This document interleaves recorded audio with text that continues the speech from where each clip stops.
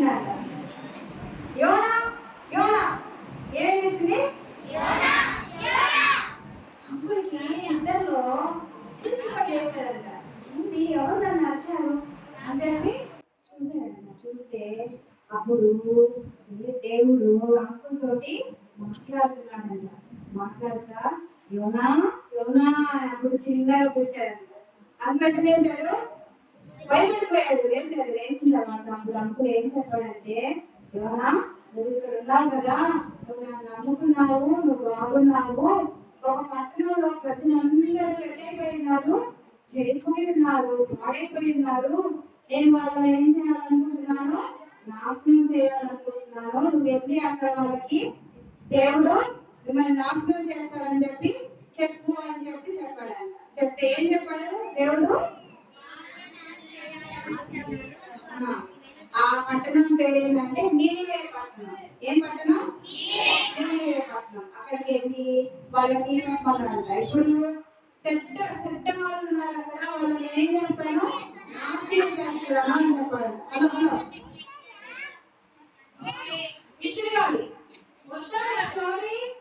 Story వద్దా, chocolate వద్దా, దానికి కూర్చోమా ఓకే అని చెప్పి చెప్పాడంట. చెప్పేసరికి ఆ నినివే అనే ఊర్లో ఎట్టున్నారంట మనుషులు, చెడ్డవాళ్ళు అంట. చెడ్డవాళ్ళు అంటే ఏంటి? తప్పు చేస్తున్నారు. తప్పు చేయడం అంటే ఏంటి? అబద్ధాలు చెప్పడం, దొంగతనం చేయడం, అమ్మ నాన్న మాట ఎందుకు పోవడం, మోసం చేయడం, ఇంకా చెడ్డ మాట మాట్లాడడం. Very good. కాబట్టి ఈ పనులన్నీ చేస్తా ఉన్నారంట. చేస్తా ఉంటే దేవుడు చూసి చూసి చూసి చాలా కోపం వచ్చేసిందంట. కోపం వచ్చేసి వీళ్ళందరినీ ఏం చేయాలి, నేను నాశనం చేసేయాలి వీళ్ళందరినీ అని చెప్పి యోనా దగ్గరికి వెళ్ళి ఒకసారి చెప్తాను మీరు మారుతారేమో అని చెప్పి యోనా అంకుల్కి చెప్పాడట. చెప్పేసరికి సరే అని యోనా అంకుల్ ఏం చేశాడు, గబగబా నిద్ర చేసి రెడీ అయ్యి, ఇప్పుడైతే మనం దేని వెళ్తాము, బస్సులో వెళ్తాము, ఇంకా ట్రైన్లో వెళ్తాం, కార్లో వెళ్తాం, పైన ఏరోప్లేన్ వెళ్తాం. ఆ రోజుల్లో సముద్రం చూసారా మీరు? చూసారా సముద్రం? కొంచెం నీళ్ళు ఉంటాయి కదా, ఎక్కువ నీళ్ళు ఉంటాయి. పెద్దదా సముద్రం? సముద్రం ఎవరు చేశారో తెలుసా? తెలుసా మీకు? చేశాడు సముద్రాన్ని. సముద్రం కూడా ఈ సృష్టిలో భాగం అన్నమాట. ఏసయ్య సముద్రాన్ని సృష్టించాడు. అప్పుడు ఏసయ్య దగ్గరికి, ఆ సముద్రం దగ్గరికి వెళ్ళేసి పడవలో ఎక్కి ప్రయాణం చేయాలని చెప్పి అంటున్నారు. ఏసయ్య ఎక్కడికి వెళ్ళమన్నాడు? యోనా అంకుల్ని వెళ్ళమన్నాడు. కానీ అంకుల్ ఏమనుకున్నాడంటే, వీళ్ళందరూ చెడ్డవాళ్ళు, వీళ్ళ దగ్గరికి నేను ఎందుకు వెళ్ళాలి అని చెప్పి అంకుల్ ఏం చేశాడంటే, అక్కడికి వెళ్ళకుండా ఏసయ్య చెప్పిన మాట వినకుండా ఎక్కడికి వెళ్ళిపోతున్నాడు, వేరే ఊరికి వెళ్ళడం కోసం అని చెప్పి టికెట్ కొనేసుకున్నాడంట. ఎక్కడ టికెట్ కొన్నాడు? షిప్లో. దేనిలో? షిప్లో టికెట్ కొనేసి సముద్రంలో హ్యాపీగా వెళ్ళిపోవాలని చెప్పేసి అంకులు వెళ్తా ఉండి కష్టీష్ అనే ఊరికి వెళ్తామని చెప్పి హ్యాపీగా ఎక్కేసాడంట. ఎక్కేసి అబ్బా నేను నిద్రపోతా ఉంటే నన్ను డిస్టర్బ్ చేశాడు, వేరే దగ్గరికి వెళ్ళి హ్యాపీగా ఉండొచ్చు అని చెప్పి మంచి ప్లేస్ చూసుకున్నాడంట. ఏం చూసుకున్నాడు? ఏం కోసం? నేను వెళ్ళేసి ఏ డిస్టర్బెన్స్ లేకుండా ఉండాలని చెప్పి మంచి ప్లేస్ తీసుకొని వెళ్ళిపోయేసి పడుకొని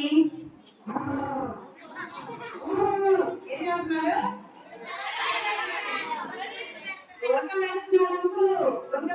నిద్రపోతున్నాడంటే హ్యాపీగా. అంకుల్ ఏమనుకున్నాడు, ఏసయ్య ఒక దగ్గరికి వెళ్ళమన్నాడు, నేను అక్కడికి వెళ్ళకుండా ఇంకో దగ్గరికి వెళ్ళిపోతున్నాను తప్పించుకొని, ఏసయ్య మాట్లాడకుండా ఏసైకి ఏం తెలుస్తుంది అనుకున్నాడు అంకుల్. ఏమనుకున్నాడు? ఏసైకి ఏం తెలుస్తుంది అనుకున్నాడు. కానీ ఏసైకి అన్ని తెలుసు కదా, మనం చేసే పనులు అన్ని తెలుసు కదా. మనం కూడా అనుకుంటాం కదా, ఎవరు చూడలేదులే నన్ను, ఎవరికి తెలియదులే అని అనుకుంటాం మనం. కానీ ఎవరు చూస్తున్నారు మనల్ని? ఏసై చూస్తున్నాడు. ఏసై చూస్తున్నాడు కదా. చూస్తే ఏసైకి కోపం వచ్చేసింది. నా మాట వినకుండా వెళ్ళిపోతున్నాడు అని చెప్పి కోపం వచ్చేసి వెంటనే ఏసై ఏం చేశాడంటే సముద్రంతో మాట్లాడాడంటే. ఏసై మీరు ఎప్పుడైనా మాట్లాడారా? సముద్రంతో మాట్లాడారా? మీరు మాట్లాడితే వింటదా సముద్రం? వింటదా? సముద్రంతో మాట్లాడాడంటే ఏసయ్య ఇప్పుడు ఏం రావాలా? పెద్ద తుఫాన్ రావాలా. తుఫాన్ వచ్చేసి అలలు వచ్చేసి సముద్రం అంతా అల్లకల్లోలం అయిపోయింది. నావేమైపోవాలా? మునిగిపోవాలని చెప్పి ఏసే చెప్పగానే సముద్రం ఏసే చెప్పిన మాటకు వెంటనే వినేసినట్ట. వినేసి వీళ్ళందరూ ఏం చేస్తున్నారు? ఇప్పుడు ఒక్కసారిగా పెద్ద గాలి వచ్చేసిందట. పెద్ద గాలి వచ్చేసి తుఫాన్ వచ్చేసి నీళ్ళు వచ్చేస్తున్నాయంట. షిప్ లోకి ఏమొస్తున్నాయి? నీళ్ళు వచ్చేస్తున్నాయంట. ఇంకా షిప్ నడిపే అంకుల్ ఉంటాడు కదా, ఆ నడిపే అంకుల్కి అందరికి భయం వేసిపోయిందంట. అయ్యో ఏంటి నీళ్ళు వచ్చేస్తున్నాయి, మనందరం ఏమైపోతాం? నీళ్ళు వచ్చేస్తే ఏమైపోతుంది? షిప్ మునిగిపోతే ఏమైపోతారు? సముద్రంలో మేమందరం మునిగిపోతాము, మేమందరం చచ్చిపోతాము, ఏంటి ఇట్లా జరిగిపోయిందని చెప్పి అందరంట ఎవరి దేవుళ్ళని వాళ్ళు ఏం చేస్తున్నారు? ప్రార్థన చేసుకుంటా ఉన్నారంట. చేసుకుంటా ఉంటే అయినా కానీ నీళ్ళు రావడం లేదంట. గాలి అంట షిప్ ఎట్టు పడితే అట్ట వెళ్ళిపోతుందంట. అప్పుడంట వీళ్ళు ఒక ఆయన వెళ్ళి గోడ డ్రైవ్ చేసి అంశలేదు చూస్తే ఎంత ఘోరంగా ఉందంటే పరిస్థితి. ఇట్టా ఇట్టా మునిగిపోతుంది, భయంకరంగా ఉంది పరిస్థితి. కానీ యోనాంకులు ఏం చేస్తున్నాడు? శాంతంగా బురదగా నిద్రపోతున్నాడంట. నిద్రపోతా ఉండేసరికి అప్పుడు యోనాంకుల్ని చూసి వాళ్ళు లేపారంట. ఏమంటారు నిద్రపోయే వాళ్ళు? నిద్రపోయే వాళ్ళు ఏమంటారు? ఎక్కువ నిద్రపోయే వాళ్ళు బద్దకస్తుగా నిద్రపోతులు. ఏంది? నిద్రపోతున్నారు, నిద్రపోతున్నావు. చూసావా షిప్ లో పరిస్థితి ఎట్టుందో? మనందరం ఏమైపోతాము? మునిగిపోతే చచ్చిపోతాము. షిప్ ఏమైపోయేటట్టుంది? ఇప్పుడు బద్దలైపోయేటట్టుంది, మునిగిపోయేటట్టుంది, అందరం చచ్చిపోతాము. నువ్వు కూడా మనిషివే కదా, నువ్వు కూడా షిప్ లో ఉన్నావు కదా, నీ దేవుడిని నువ్వు ప్రార్థన చేయి. ఏం చెప్పాడు? నీ దేవుడికి నువ్వు ప్రార్థన చేయి, మేమందరం చేస్తున్నాం కదా అని చెప్తే అప్పుడు యోనాకు చెప్పాడంట, అయ్యా నాకు దేవుడు పిలిచి నాకేం చెప్పాడంటే నిన్నే పట్టణానికి వెళ్ళమా చెప్పాడయ్యా. కానీ నేను దేవుని మాట వినకుండా వచ్చి షిప్పెక్కాను, అందువల్ల నా వల్ల ఇది వచ్చింది అని చెప్పాడు. చెప్పేసి ఏం చెప్పాడంటే నన్ను ఎత్తి సముద్రంలో వేసేయని అని చెప్పాడంట. చెప్పగానే వాళ్ళు అయ్యో పాపం కదా, సముద్రంలో వేస్తే ఏమైపోతాడైనా అంకులు చనిపోతాడని చెప్పి వాళ్ళు కొంతసేపు వెయిట్ చేశారంట. వెయిట్ చేసినా కానీ షిప్ ఇరిగిపోయే పరిస్థితి వచ్చేసిందంట. నీళ్ళు ఎక్కువ వచ్చేసి బరువు అయిపోయేసి అప్పుడు ఈ షిప్ ఇరిగిపోయేటట్టుంది, అందరం మునిగిపోతామని అప్పుడు తీసి అంతం ఎత్తి ఏం చేశారు? ఇంకేసి సముద్రంలో వేసారంట.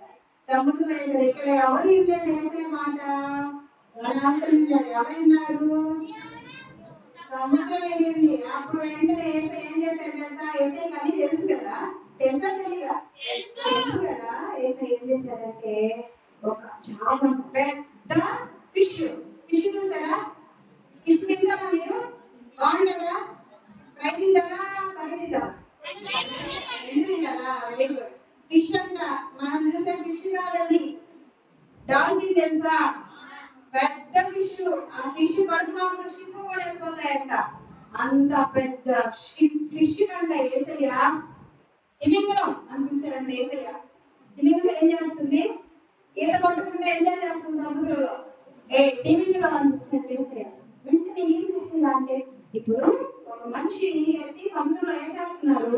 ఆయన ఏం చేయాలి? నువ్వు వెళ్ళి మింగాలి.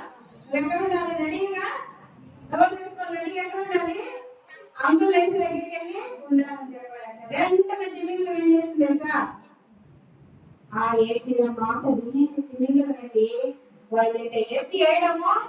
ఆ తిమింగలం ఏం చేసింది? అంకుల్ని మింగేసిందంట. ఎక్కడ మింగింది? చాక్లెట్ ఉంది. ఆమెకు బాగా జ్వరం వచ్చేసింది. మమ్మీ ఏం చెప్పింది? చాక్లెట్ తినద్దు, ఐస్ క్రీమ్ తినద్దు అని చెప్పింది. మమ్మీ బయటికి వెళ్ళి వచ్చేసరికి మనం చాక్లెట్ నోట్లో వేసుకుంటున్నాము. కుక్కలో ఉంది. ఇప్పుడు మమ్మీ చూస్తే ఏం చేస్తుంది? ఇట్టింది, కొట్టి దాన్ని ఏం చేస్తాం? దాన్ని ఎట్ట మింగుతాం? అక్కడ మింగేసింది. అంటే ఆ తెత్తి మింగడం కూడా ఏం చేసింది? యోనాంకులు అక్కడ మింగేసిందట. మింగేసేసినాక ఇప్పుడు ఎక్కడున్నాడు యోనాంకులు? అక్కడ ఎట్లున్నాడు? అంటే తెలుసా, తెల్లగా పాచి కట్టిపోయిందంట, చీకటంట, నీసు వాసనంట. చేప ఎట్లుంటది? కొన్ని బాగుంటది. బస్ చేప ఎట్లుంటది? దాని పొట్టలో ఎట్లుంటది? ఊపిరి లేదంట, నీసు వాసన, నల్లగా, మురిగ్గా, గందరగోళంగా లోపల. అప్పుడు గుర్తొచ్చాడు యేసయ్య ఎవరికి? యోనా అంకుల్కి. ఎక్కడున్నాడు ఇప్పుడు యోనా అంకుల్?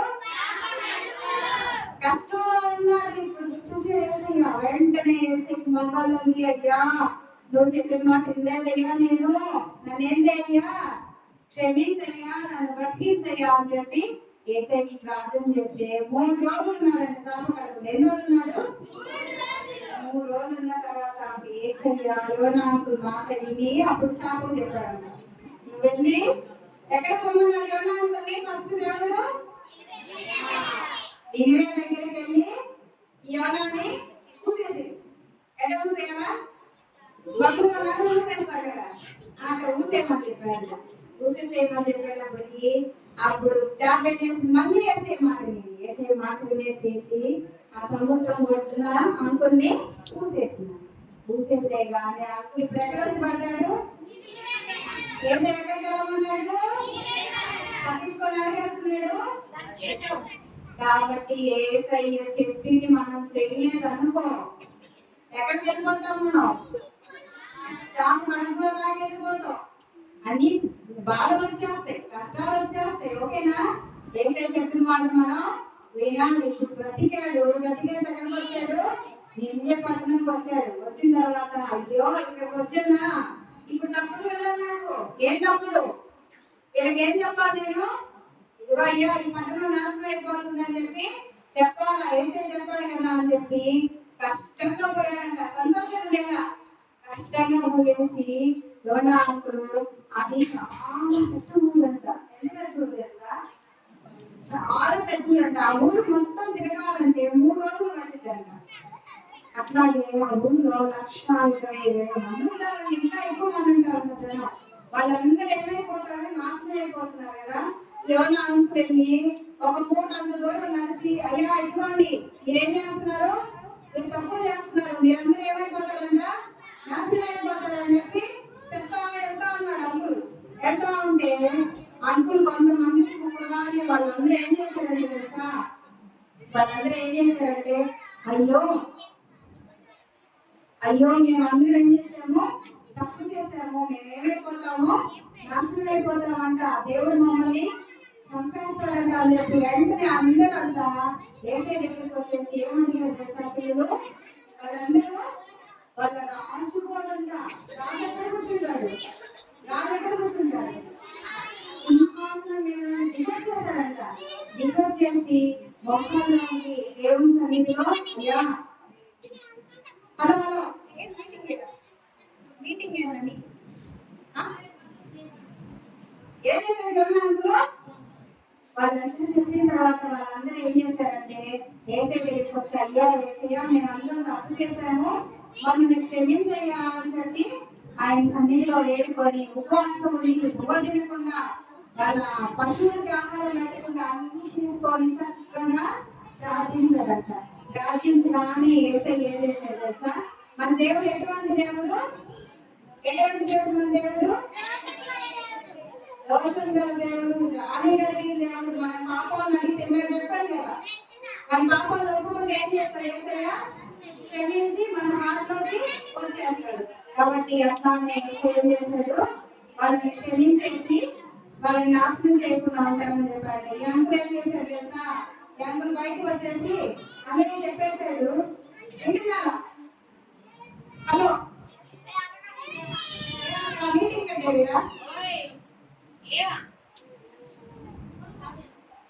అప్పుడు యోనా అంకులు ఏం చేశాడు తెలుసా? చెప్పేసి ఊరు బయటకు వెళ్ళిపోయాడంట. ఎందుకు? ఊరు ఏమైపోతుంది? నాశనం అయిపోతుంది, ఇప్పుడు చూద్దాం ఎట్ట అయిపోతాం అని చెప్పి ఊరు బయటకు వచ్చి అంకులంట చిన్న పందులు వేసుకున్నాడంట. పందులు వేసుకొని ఎండ ఎక్కువగా ఉంది, పడే కష్టంగా ఉంది అనుకున్నాడంట. అప్పుడు యేసయ్య ఒకళ్ళు చెప్పాడంట. ఎవరు చెప్పాడు? సొరకాయ విత్తనాలు చెప్పాడంట. సొరకాయ చెప్తాను నీకు, బాటిల్ గాడు సొరకాయ చెప్పి నువ్వు చెప్పావు మరి చెప్పగా ఏసై చెప్పిన మాట విని వెంటనే స్వర్గం ఏమైపోయింది, పెద్ద చెట్టు అయిపోయిందట. ఒక రోజులో వస్తున్నాను చెట్టు అయిపోయి మంచి పందిరి లాగా బాగా నీళ్ళు వచ్చేసిందట. ఆ నీళ్ళు రాగానే అమ్మయ్యా అనుకొని హ్యాపీగా చెట్టు కింద అంకులు ఏం చేశాడు, హ్యాపీగా కూర్చొని నిద్రపోయేసి వేసాడట. వేసిన తర్వాత ఇంకా నాశనం చేయలేదు ఏసయ్య, చెప్పాడు కదా నాశనం చేస్తాడు, ఎక్కువ నాశనం చేస్తాడని చెప్పి ఎదురు చూస్తా ఉన్నాడట. ఇలా ఏమైపోయింది, సొర చెట్టుకి ఏసయ్య ఏం చెప్పాడంటే ఒక పురుగు చెప్పాడంటే, ఎవరికి చెప్పాడు ఏసయ్య, పురుగుకి ఏం చెప్పాడంటే నువ్వు వెళ్ళేసి ఏం చేస్తాడంటే సొర చెట్టు వేరుని కొరికేసి ఏం చెప్పాడు, వేరు కొరికేసి ఏమైపోయి చెట్టు తెగిపోతుంది.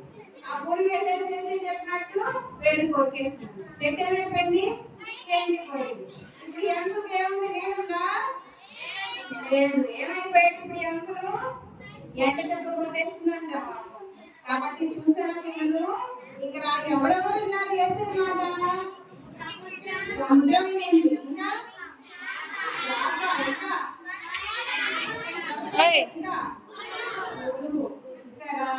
ఇవన్నీ ఎక్కడ భాగం వేసే సృష్టించిన సృష్టి అంతా ఎవరి మాట వింటుంది, ఏసై మాట వింటుంది. కాబట్టి మనం కూడా ఎవరి మాట వినాలి, మాట వినాలి, ఏసై మాట చెప్పిన మాట మనము వినాలి. అట్లాగే వాళ్ళు ఏం చేస్తారు, నినివే ప్రజలు దేవుని దగ్గర వాళ్ళ తప్పునే ఒప్పుకున్నారు. అదేవిధంగా మనం కూడా ఏం చేసేయాలి, మరి అన్న తప్పు చేసి ఏం చేయాలి, దేవుని సన్నిధిలో మోకరించి, ఓకేనా. మీరు కూడా ఏమైనా తప్పు చేస్తుంటే ఏసయ్యా నేను అబద్ధం చెప్పాను ఏసయ్యా నన్ను క్షమించేసి అని చెప్పి ఏం చేయాలి, ప్రార్థన చేయాలి. ఓకేనా. మీరందరూ కూడా ఏసే మాట వింటారా, ఇంక నుంచి ఈ సృష్టి వింటుంది, అందరూ వింటున్నారు, మనం కూడా ఏం చేయాలి, ఏసే మాట అందరూ మాట్లాడతారా, చిన్న ప్రార్థన చేస్తారా, రెడీ 1 2 3. ఒక్కసారి కానీ మనము ఏసయ్యా నేను తప్పు చేశాను ఏసయ్యా నన్ను క్షమించేసయ్యా, నా దేవుడు నా పాపం ఉండేసయ్యా అని అడిగే మనకు ఏసయ్య మన పాపాలన్నీ క్షమించి ఏమిస్తాడంట, మనకి పరలోకం ఇస్తాడంట. పాటలో నేర్చుకున్నాం కదా. కాబట్టి అందరూ ఏసయ్య దగ్గర ప్రార్థన చేస్తారా, చిన్న ప్రార్థన చేస్తారా, కళ్ళు మూసుకోండి. ఏసయ్యా మేమందరము చిన్న బిడ్డలున్నాయా, మమ్మల్ని దీవించండి, నీకు ఇష్టమైన పిల్లలుగా అబద్ధాలు చెప్పకుండా దొంగతనం చేయకుండా అమ్మా నాన్న మాట వింటూ ఈ వాక్యం చదువుకుంటూ మిమ్మల్ని ప్రార్థన చేసుకుంటూ ఉండడానికి మీరే సహాయం చేయండి ఏసయ్యా. మా హృదయంలో రండి నాయన, మీరే మాకు పరలోకం ఇస్తారు ఏసయ్యా.